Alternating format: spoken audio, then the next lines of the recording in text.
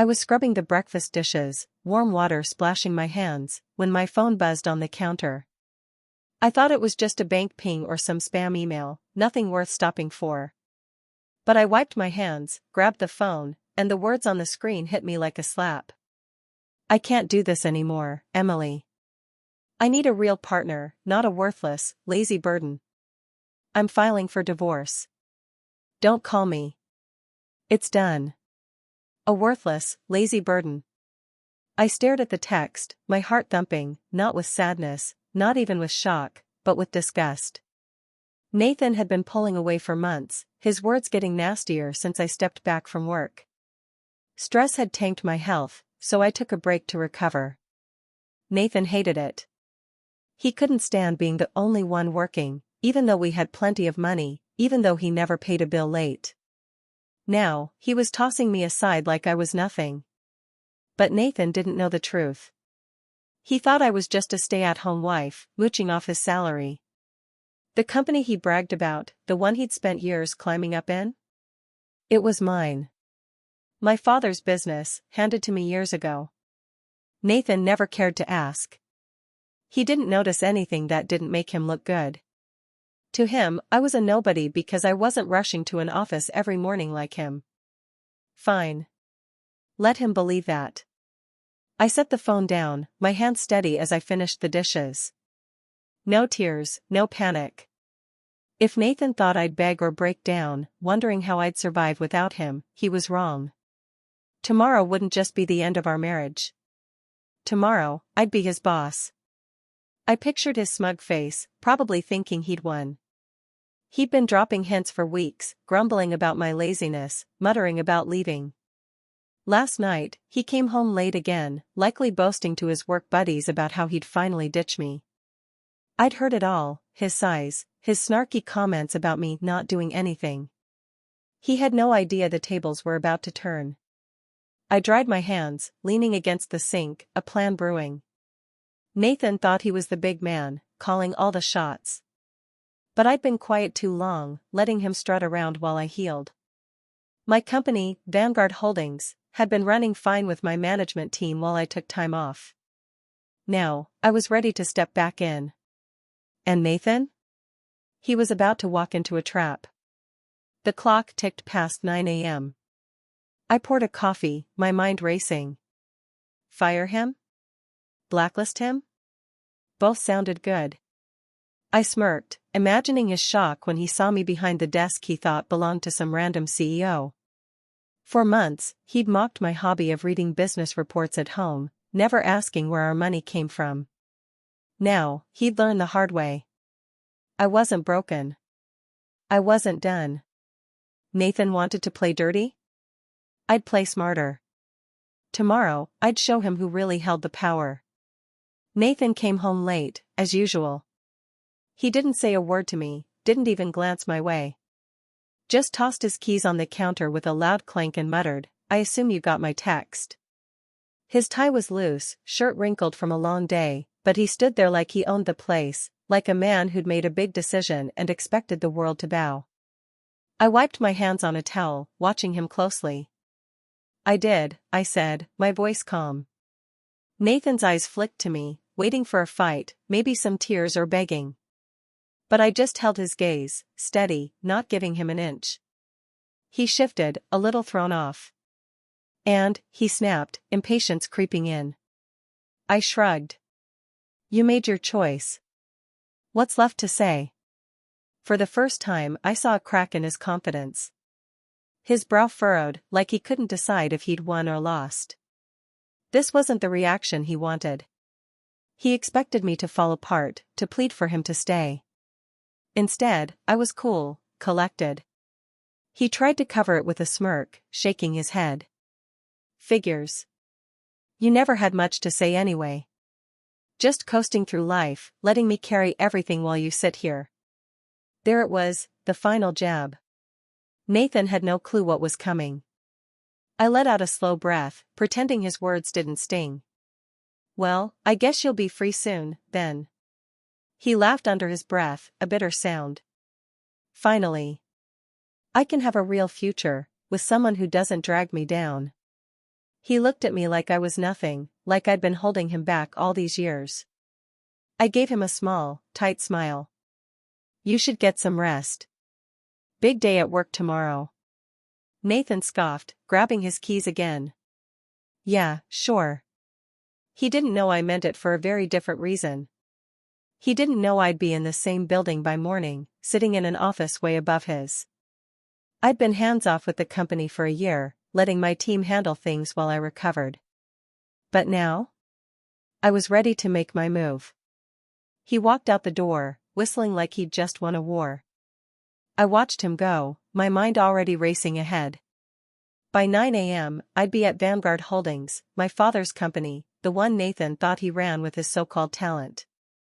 He had no idea I'd be the one calling him in, the one flipping his whole world upside down. I poured another coffee, sitting at the kitchen table. Nathan thought he was untouchable, the star of his department, the guy who kept the company afloat. He'd spent years taking credit for his team's work, barking orders, acting like he was the best. Tomorrow, he'd see how wrong he was. I glanced at the clock, 10 p.m. I had a long night ahead, prepping for the morning. I pulled out my laptop, checking emails from my management team. Everything was set. Nathan's smug face flashed in my mind, his words echoing, worthless, lazy burden. He'd regret saying that. Tomorrow, I'd show him who the real burden was. By 9 a.m., I was at Vanguard Holdings, sitting in my executive office on the top floor.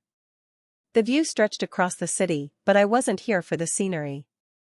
I'd been away from the company for a year, letting my team run things while I recovered.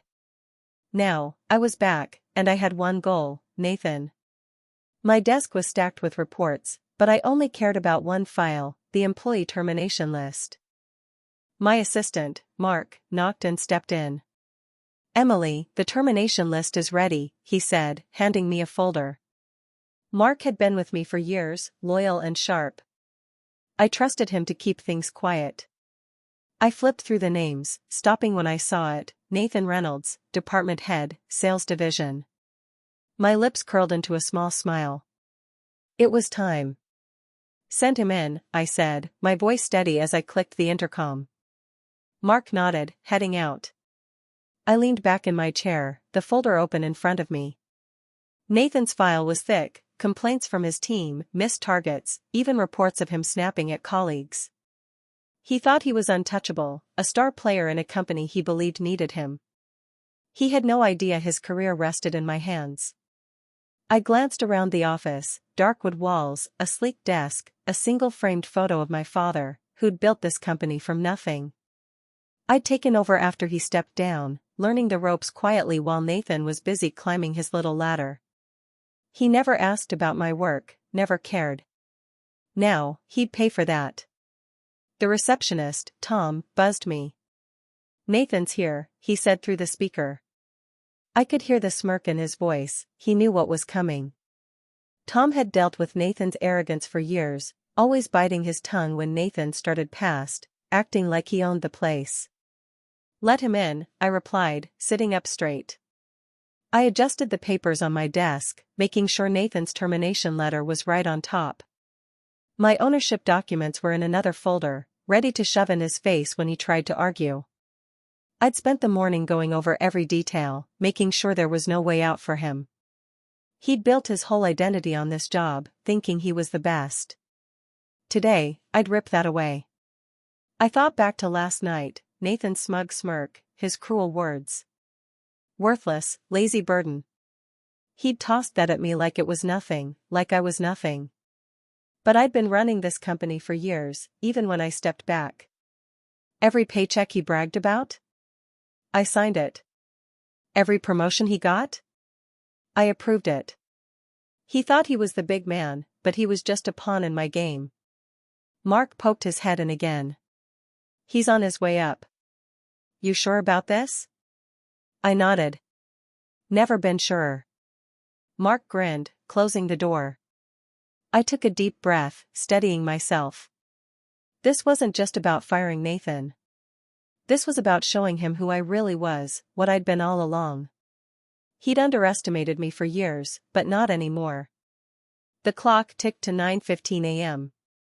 I heard footsteps in the hall, Nathan's loud, confident stride. He had no idea he was walking into his own downfall. I pictured his face, the way he'd adjust his tie, flash that fake smile he used to charm everyone. He thought this was just another day at work, another chance to bark orders and take credit for his team's wins. He was wrong. I smoothed my jacket, ready for the showdown. Nathan thought he'd humiliated me with his text, thought he'd won. But I was about to turn his whole world upside down. This wasn't just revenge. This was justice. Nathan strolled into my office, his usual cocky grin plastered on his face. He adjusted his tie, nodding at Tom, the receptionist, like he was some big shot. He thought this was just another meeting, another chance to show off. Then he saw me behind the desk, and his smile froze. For a second, he just stood there, his brain struggling to catch up. "What the hell is this?" he demanded, shutting the door hard behind him. His voice was sharp, but I could see the confusion in his eyes. I leaned back in my chair, calm as ever. "Good morning, Nathan. Have a seat." He blinked, mouth opening, then closing. He hesitated, but his pride pushed him forward. He sank into the chair across from me, arms crossed tight. "What is this, Emily? Why are you here?" I folded my hands on the desk. "I own this company." He scoffed, loud and harsh. "No, you don't." I smiled, sliding a folder across the desk. "Yes, I do." His sneer faltered as he grabbed the folder, flipping it open. His eyes darted over the ownership papers, my name, my title, my control over every department, including his. His breathing got shallow, his fingers twitching as he read. You're telling me you've owned this company the whole time?" "Yes," I said, watching him squirm. "You let me think." He stopped, jaw clenching. "I let you think whatever you wanted," I cut in. "You never asked." He slammed the folder shut, trying to laugh it off. "So what? You dragged me in here to show off?" "Pathetic." I sighed, pulling out another folder, his termination letter. "No, Nathan. I called you in here for this." I slid the paper over. He stared at it, blinking fast, his face going pale. "You're firing me?" "Yes," I said, my voice steady. "I can, and I am." His nostrils flared. "On what grounds?" "You have no reason to fire me." I raised an eyebrow, flipping through his file. "No reason?" "Multiple complaints from employees about your toxic attitude. Missed targets for 3 quarters straight. Reports of rude remarks to colleagues. Oh, and your latest stunt, disrespecting the company owner. That's more than enough." Nathan's face turned red. "This is personal. You're using our divorce to get back at me." I leaned forward, locking eyes with him. "No, Nathan. This is professional. But I won't lie, it feels good." His fists clenched, knuckles white. "You'll regret this." I shrugged. "Doubt it." I stood, signaling the end. "Security will escort you out." Right on cue, 2 guards, big guys in black uniforms, stepped in.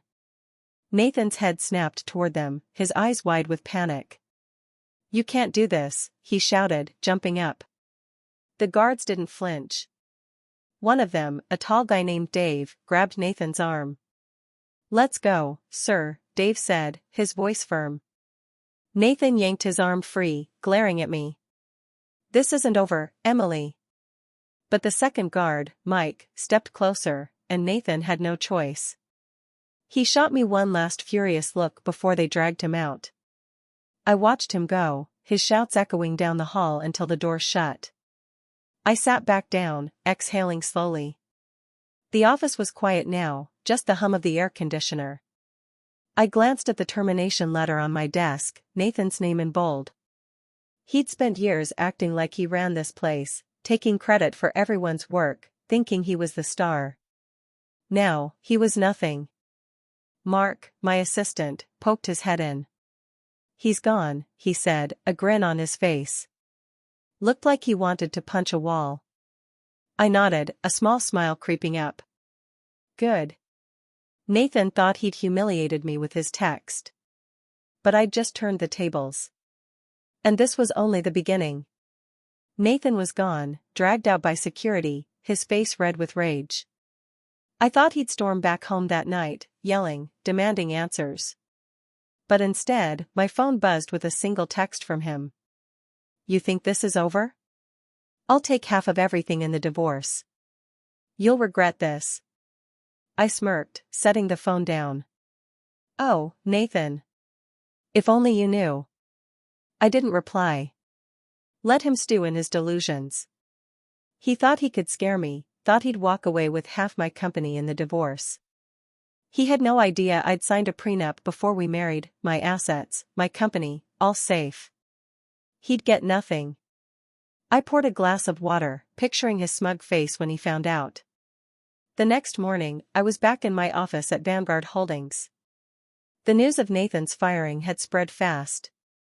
Employees were whispering in the halls, some even smiling. Nathan hadn't been popular.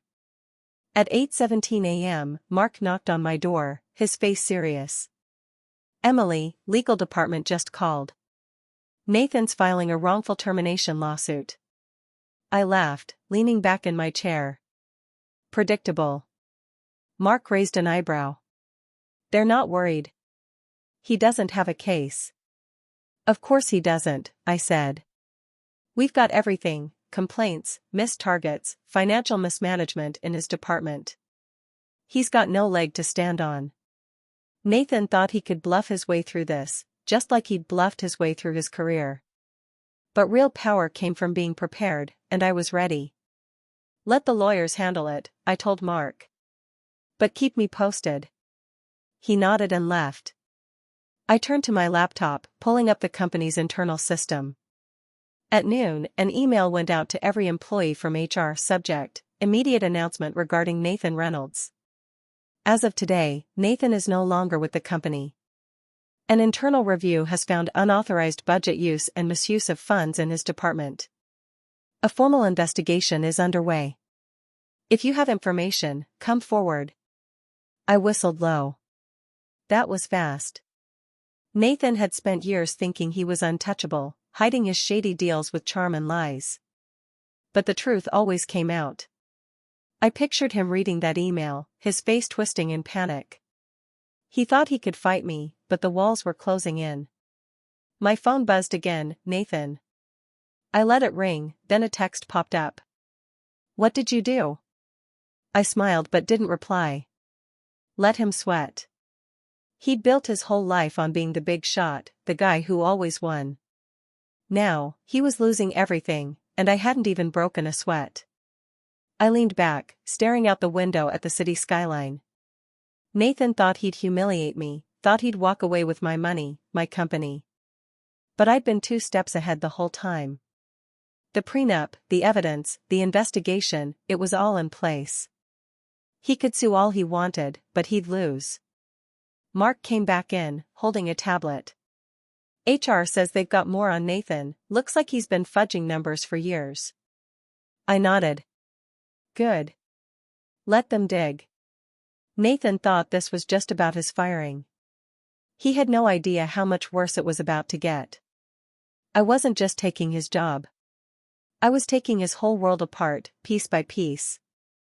An hour after the HR email, my phone buzzed with a message from an unknown number. I opened it. Emily, I don't know if you remember me, but I used to work under Nathan. I have proof he's been stealing credit for years. Can we meet? My heart raced. I typed back, tell me everything. 30 minutes later, I was sitting across from Ben, a former employee who'd left the company 6 months ago. I remembered him now, smart, hardworking, always on track for a promotion. But he'd quit suddenly, and I never knew why. Now, I did. Nathan sabotaged me, Ben said, his voice tight. I had a big project, worked on it for months. At the last second, he took credit, changed the name on the proposal, and got me reassigned before I could fight back. my stomach twisted. That's awful. Ben slid a folder across the table. I kept records, emails, screenshots, everything. Just in case. I opened it, scanning the proof. There it was, Nathan's emails, claiming Ben's work as his own, even laughing about it with another manager. Nathan hadn't just been a bad boss, he'd ruined careers to make himself look good. Thanks, Ben, I said, my mind racing. This changes everything. He nodded, his jaw tight. He's a snake. I'm glad he's gone. Back at my office, I handed the folder to Mark. Get this to HR. They'll need it for the investigation. Mark skimmed the papers, whistling. This guy's done. I nodded. Nathan's fraud investigation was already heating up, and now this? He was finished. By 2 p.m., Mark came back with more news. Legal says Nathan's lawsuit is a joke. With this new evidence, he's got nothing. I smirked. Of course he didn't. Nathan thought he could bully his way out of this, but every move he made just dug his hole deeper. Then my phone buzzed with another email from HR. More employees had come forward, men from Nathan's team, spilling stories of his lies. One guy, Sam, wrote about how Nathan had used company funds for personal trips, calling them business expenses. Another, Greg, said Nathan had threatened to fire him if he didn't take the fall for a failed project. The list went on. Nathan's whole career was a house of cards, and it was crumbling fast. I leaned back in my chair, feeling a rush of power. For years, Nathan had acted like he was the star, the guy who kept the company running. But he'd been nothing but a leech, stealing from others to prop himself up. Now, everyone knew the truth. I thought back to his text, worthless, lazy burden. He'd thrown that at me like I was nothing, like I'd been sitting at home doing nothing while he worked. But I'd been running this company the whole time, signing his checks, approving his raises. He never asked, never cared. He thought he was better than me, smarter, more important. Now, he was seeing how wrong he was. Mark poked his head in again. HR sending out another company-wide email. They're naming Nathan in the fraud case now. I nodded. Good. Let him feel the heat. I pictured Nathan, wherever he was, reading that email, his face going pale. He thought he could fight me, but he was losing on every front. I stood, looking out my office window. The city buzzed below, but up here, I felt unstoppable. Nathan had underestimated me for years, thinking I was nothing. Now, I was everything he'd never be, powerful, in control, and ready to take him down for good.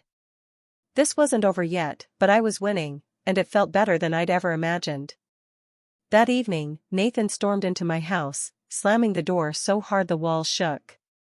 I looked up from my glass of wine, unfazed. He was a mess, hair wild, face red with fury. What the hell is going on, Emily? He shouted.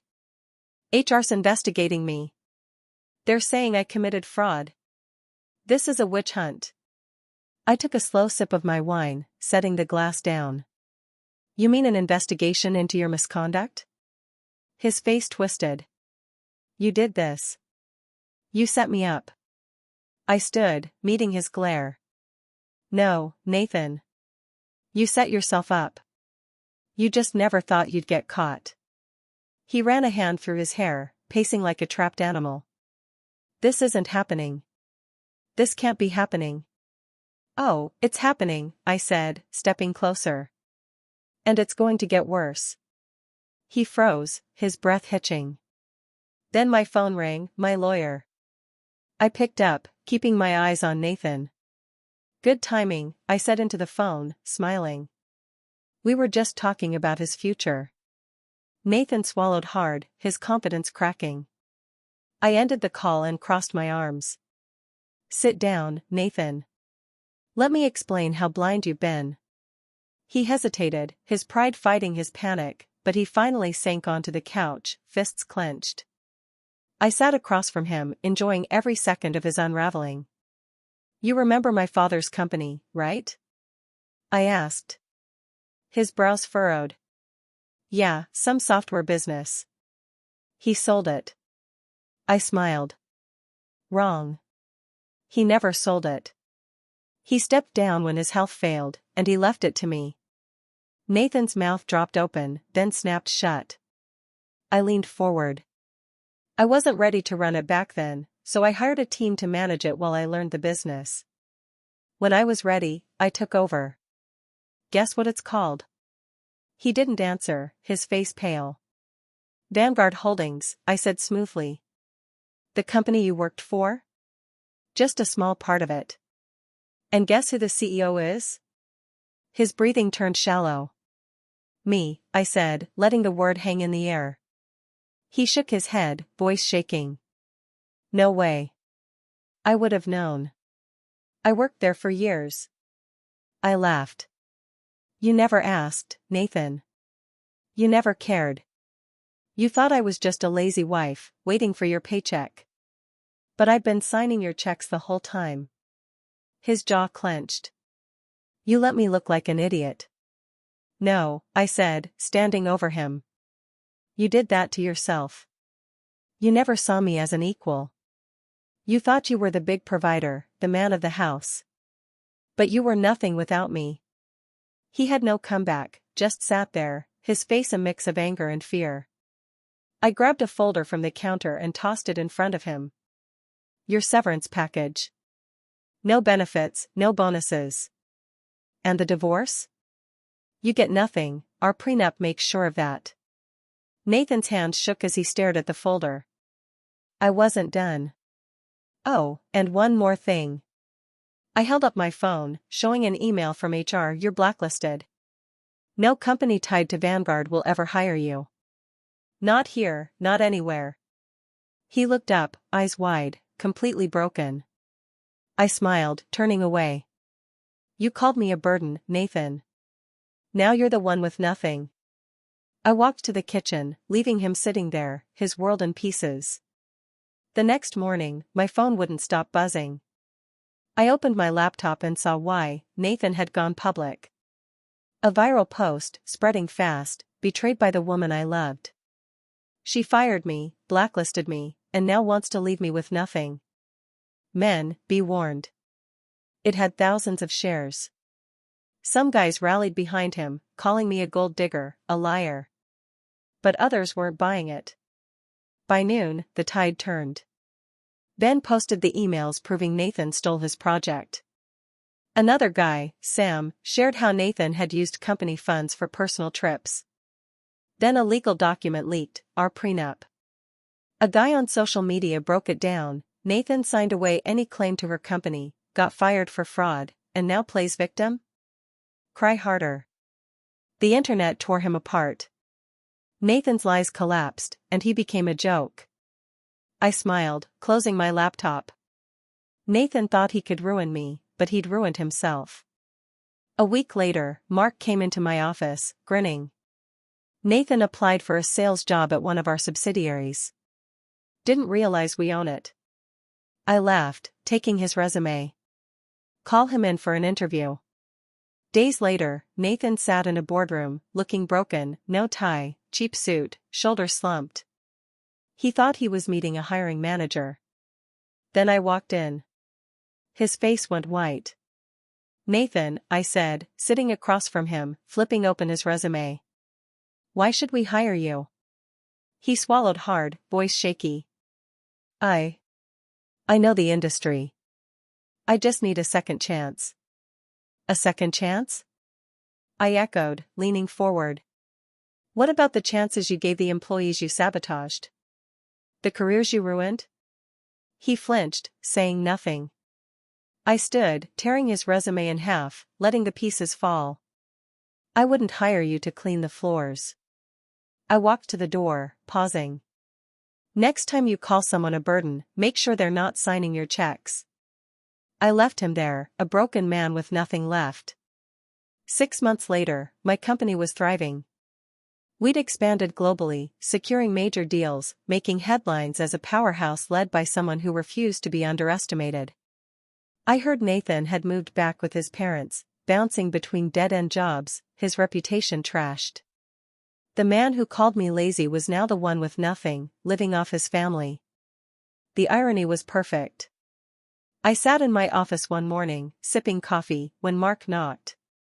"You're speaking at a business gala tonight. They want to know the secret to your success." I smiled, thinking of Nathan's downfall, of how I'd turned his betrayal into my triumph. That night, at the gala, a journalist asked the question. I took a sip of champagne, the room watching me. "Never let anyone tell you your worth," I said, my voice clear. "Especially not someone who's scared of your power." The crowd clapped, but I wasn't thinking of him. I was thinking of Nathan, of the life he tried to take from me. He thought he'd break me, thought he'd win. But I didn't just survive, I soared. My company, my success, my life, it was all mine, built on my terms. Nathan was a memory, a lesson I'd never forget. The best revenge wasn't destroying him. It was building something he could never touch, bigger, stronger, and completely mine.